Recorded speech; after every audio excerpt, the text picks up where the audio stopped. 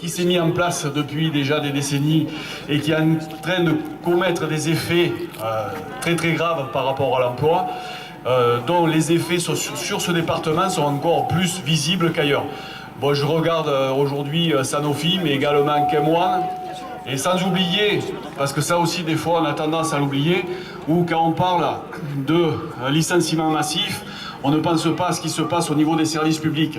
Et c'est vrai qu'aujourd'hui, il y a notre camarade Alain qui est là, de France Télécom, quand dans ce département, on sait qu'à une horizon de 3, 4, 5 ans, ce sera 0 salarié de France Télécom. Je suis peut-être excessif en disant 0, mais c'est une tendance forte. Nous pouvons dire que notre département, après l'équipement, après la poste, etc., a un impact très fort par rapport à une perte d'emploi très importante.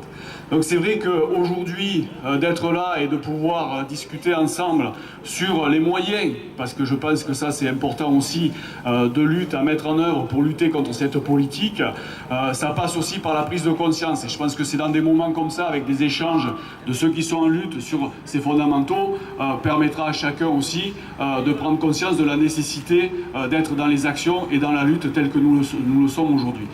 Deux mots encore pour dire que l'opposition qui se fait entre les salariés, et nous avons un exemple qui est à nos portes, puisque aujourd'hui, par rapport à ITER, dont tout le monde a certainement entendu parler, nous allons avoir une précarité et des conditions de logement dégradantes au niveau humain dont vont subir ces salariés qui vont venir, en opposition en plus avec les salariés de notre région qui sont demandeurs d'emploi. Donc tout est créé pour ce qu'il y ait une véritable opposition entre les uns et les autres. Et aujourd'hui, les pouvoirs publics, malgré les alertes que l'on a pu faire, ne font rien par rapport à ce problème-là.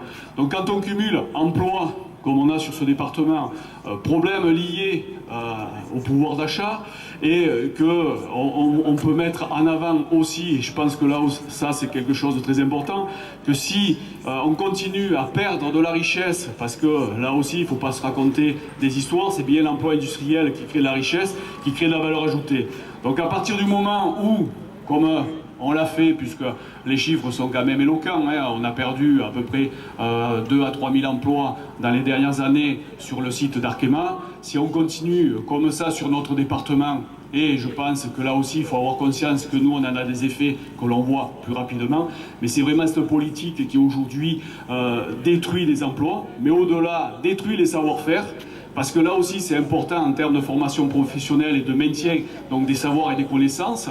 Les délocalisations, ce n'est pas uniquement des pertes d'emplois sèches immédiates, mais c'est aussi des pertes de savoir-faire, des pertes de richesse et des oppositions.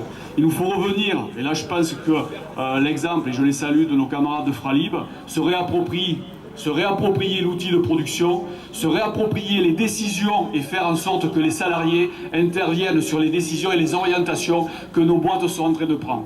Parce que les boîtes, elles sont à nous, elles ne sont pas aux actionnaires qui n'en tirent que profit immédiat, sans logique de la vie à plus long terme. Et ça, je pense qu'il faut le dire, il faut le faire savoir et en discuter avec tout le monde. Le dernier exemple en date de ce gouvernement, c'est quand même la logique d'aide qui a été faite au niveau des entreprises.